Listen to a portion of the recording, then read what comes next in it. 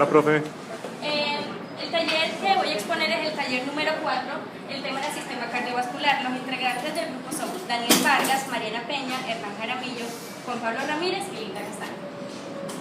¿Alguien que me ayude a pasar? El objetivo del taller era identificar la mecánica cardiovascular y sus diferentes componentes. Nosotros dividimos la explicación de este taller en 3 partes, porque son varios conceptos los que tenemos que explicar. Los 3 primeros puntos hacen referencia a lo que es el cronotropismo, el inotropismo y el lusitropismo, y cómo todos estos se ven influenciados por el gasto cardíaco. Bueno, comenzamos diciendo que el gasto cardíaco es la cantidad de sangre que bombea el corazón hacia la aorta por minuto.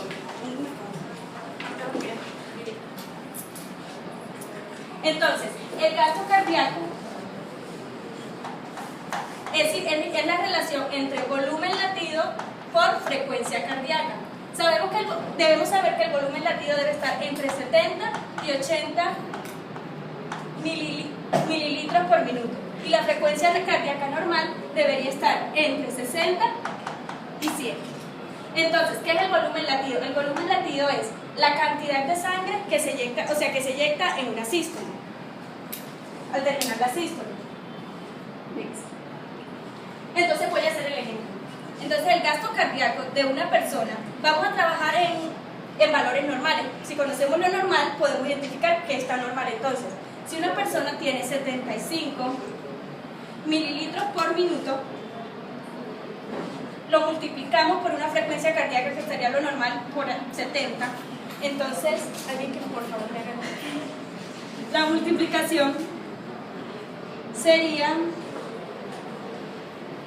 gasto cardíaco es igual a, creo que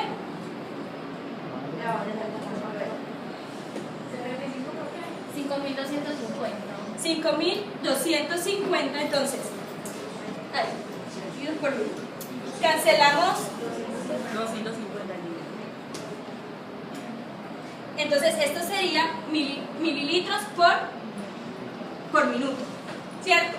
Si lo pasamos a litros serían 5.2 litros por minuto. El gasto cardíaco de una persona normal estaría entre 4 y 6 litros por minuto. Al hacer ejercicio, este gasto se podría cuadruplicar o hasta a veces 7 veces aumentar. Entonces, ya sabiendo qué es el gasto cardíaco, decimos que el inotropismo es la capacidad que tiene el corazón de generar sus propios estímulos. ¿Qué quiero decir con esto?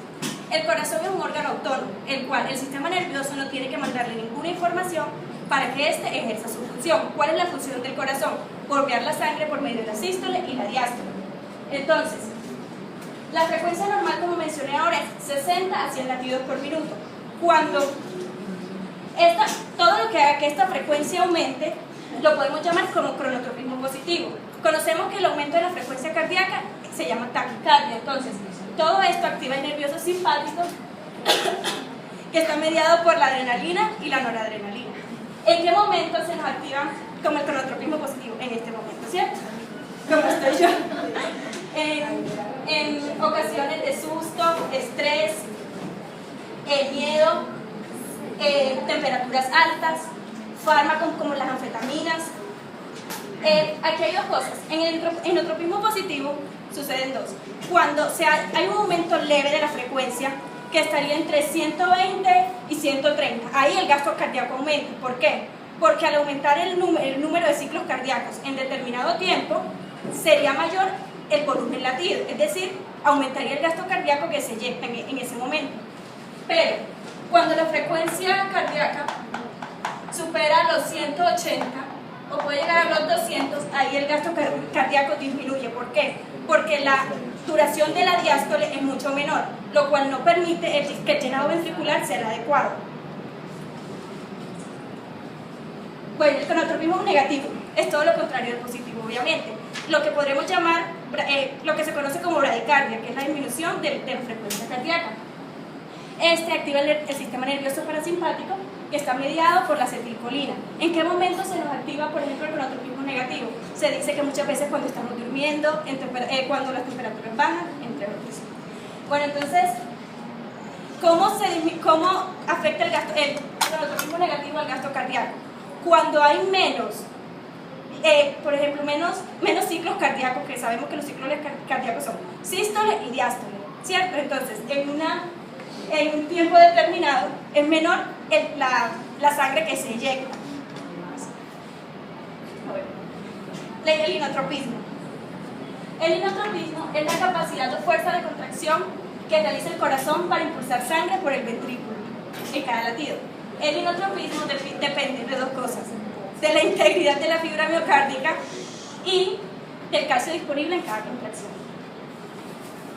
O sea, todo lo que aumente esta fuerza o esta contractilidad lo conocemos como inotropismo positivo. Todo lo que disminuya esta fuerza o esta contractilidad se conoce como inotropismo negativo. ¿Qué quise decir con que hay dos factores que alteran el inotropismo? Primero, no es lo mismo que un corazón esté sano, tiene la fuerza y la calidad de la contracción es mucho mejor, lo que hace que la fuerza de eyección sea mayor. Si la fuerza de eyección es mayor, pues se eyecta mucho más sangre y el gasto cardíaco aumenta. Entonces, si un corazón sufrió un infarto, se daña parte del corazón, es decir, la calidad de la contracción y la cantidad no va a ser la misma que la de un corazón sano. Entonces, también porque afecta los niveles de calcio. Al mayor nivel de calcio en el citoplasma de la célula muscular, mayor es la fuerza de la contracción. Y si hay menos calcio en el citoplasma de la célula muscular, mayor será la fuerza de contracción. El lusitropismo. El lusitropismo es todo lo contrario al inotropismo, porque estamos hablando de la capacidad de la relajación de la fibra cardíaca. Entonces, en este tiempo se determina el llenado ventricular y como consecuencia, esto indicará el volumen sistólico.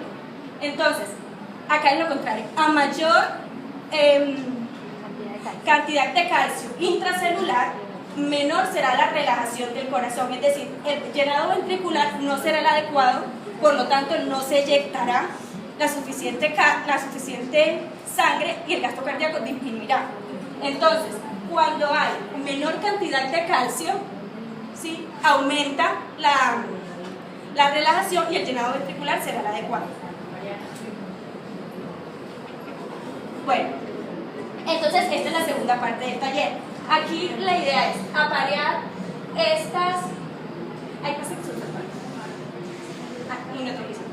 Voy a decir algo más del inotropismo. Hay fármacos que actúan aumentando la contracción de calcio para así aumentar la fuerza ventricular. Y hay fármacos que actúan disminuyendo la fuerza de calcio, por lo que dije, para así disminuir la fuerza del corazón, la fuerza de contracción. Bueno, acá se tenía que aparear. Estas definiciones eran sinónimos o estaban directamente relacionadas una con la otra. Para poder hacer este punto teníamos que tener unos conceptos fisiológicos claros, como lo son la poscarga y la precarga, la cual vamos a mencionar ahora. Igual en acá estas frases que modifican en esta columna, ya sea la precarga, el inotropismo o la poscarga. Más adelante las resolveremos. Bueno, necesitamos saber qué es la precarga. La precarga es la fuerza que recibe el ventrículo para eyectar la sangre. La longitud inicial de las fibras del miocardio antes de la contracción. La precarga... está la ley de Starling, que dice que mientras más sea la elongación de la fibra cardíaca, mayor es la fuerza de contracción. Esto se puede relacionar también directamente con el inotropismo, que a mayor sea la elongación, más fuerza y más calidad tiene la contracción y por lo tanto el gasto cardíaco aumentará. Algo importante en cuanto a la precarga es el retorno venoso. Sabemos que el retorno venoso es la cantidad de sangre que va desde las venas hasta el corazón. O sea, está retornando la sangre que salió del corazón, nuevamente regresa a ella. Entonces, hay cosas que disminuyen o aumentan el retorno venoso. Voy a mencionar dos casos en específico. Uno, las hemorragias. En las hemorragias, eso disminuye el retorno venoso. ¿Por qué? Porque al nosotros estar bombeando sangre, pero se está saliendo por un lado, esa misma cantidad de sangre no puede volver a nuestro cuerpo igualmente. Entonces, por lo tanto, disminuye. También disminuye con la posición del cuerpo, debido a que si estamos de pie, quietos, la gravedad afecta y es más difícil para la sangre ir subiendo que si tenemos la posición acostada. Bueno, la poscarga. La poscarga es la fuerza que tiene que ejercer el ventrículo para poder eyectar. Está determinada por la presión aórtica. Recordemos que la precarga está entre los determinantes más importantes, el retorno venoso. Acá es la presión aórtica. Mientras mayor sea la presión aórtica, mayor es la fuerza que tiene que ejercer el ventrículo para poder eyectar. Y viceversa. O sea, si menor es la presión aórtica, menor es la presión que tiene que ejercer el ventrículo para poder eyectar. Ya sabiendo estos conceptos, podemos unir lo que se nos dijo en el punto 4. Entonces, poscarga. Lo unimos directamente con la dificultad que tiene el ventrículo para eyectar hacia la aorta, lo que acabé de mencionar. Precarga. Longitud de la fibra cardíaca inmediatamente antes de su contracción. Contractilidad. La calidad o fuerza contráctil del miocardio. Acá este puede ser un sinónimo de inotropismo. Siempre relacionemos la contracción con el inotropismo. La resistencia de la eyección del ventrículo, la dificultad de cada ventrículo para eyectar hacia la aorta, y el volumen ventricular al final de la sístole lo unimos con la longitud cardíaca inmediatamente antes de la contracción. Bueno, entonces, volumen de sangre que llega al corazón en un minuto desde los tejidos. Lo que mencioné, el retorno venoso determina cuán buena es la precarga. Entonces, señalamos acá.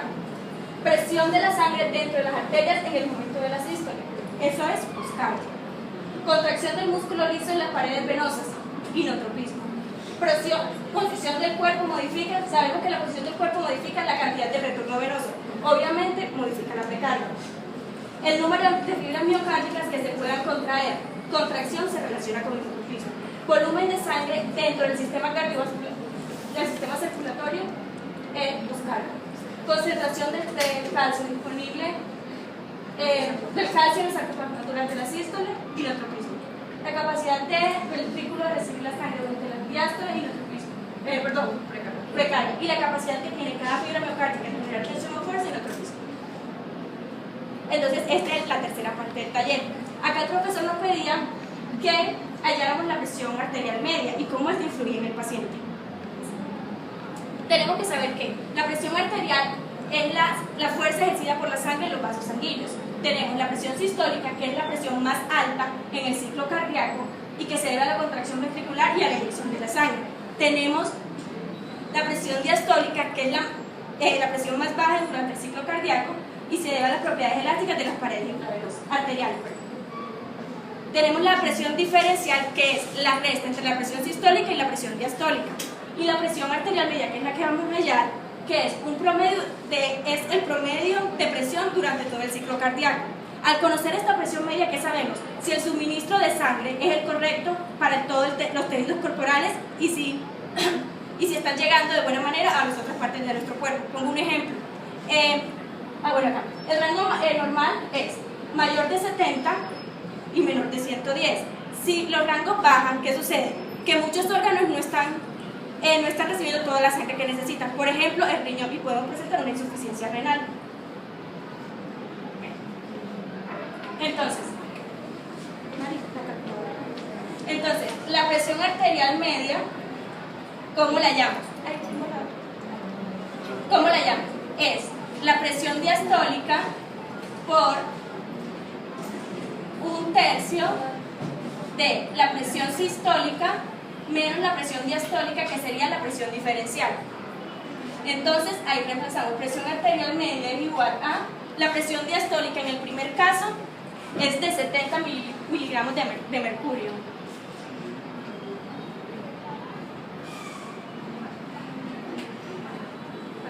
Por 1/3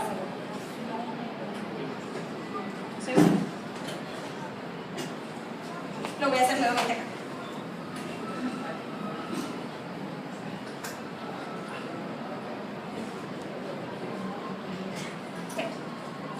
Presión arterial media es igual a presión diastólica más 1/3 de la presión diferencial.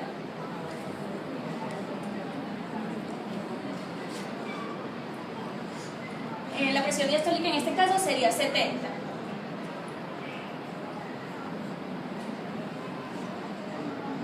De la presión sistólica, que sería 120, menos 70.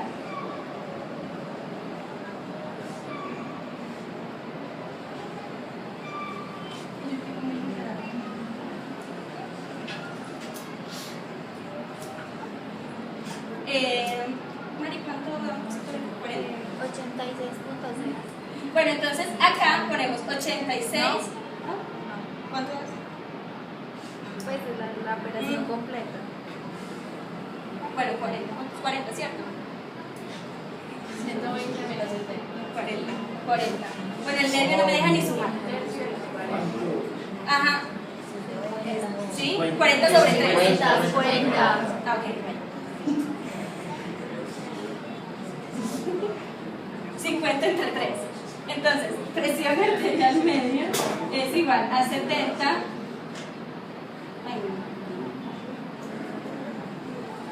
¿Cuánto? 86.6. No, Lindy. Toda la operación da 86. Pero es que lo quiero hacer paso por paso. Ah, ok. 16.6.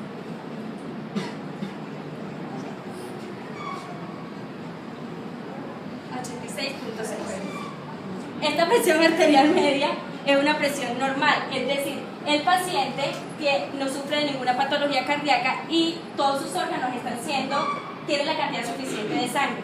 A diferencia, ya voy a resumir este proceso acá, por ejemplo. Acá vemos enseguida una diferencia muy grande entre las presiones normales, que tienen que ser 120-80 en una persona sana. Pongamos esa presión entonces. Acá estoy aumentado 50, ¿cierto? La presión sistólica y 30 la presión diastólica. Obviamente, enseguida vemos una diferencia muy grande. Este paciente tiene una hipertensión, sin necesidad todavía de hacer la presión arterial media. El resultado aquí de la presión arterial media sería un resultado elevado. ¿Qué quiere decir? Que el paciente está teniendo un alto gasto energético en otro cualquier órgano, porque como dije anteriormente, sufre alguna patología cardíaca o está produciendo células andrógenas, lo cual esto hace que se produzca un aumento en la presión arterial y en la frecuencia cardíaca.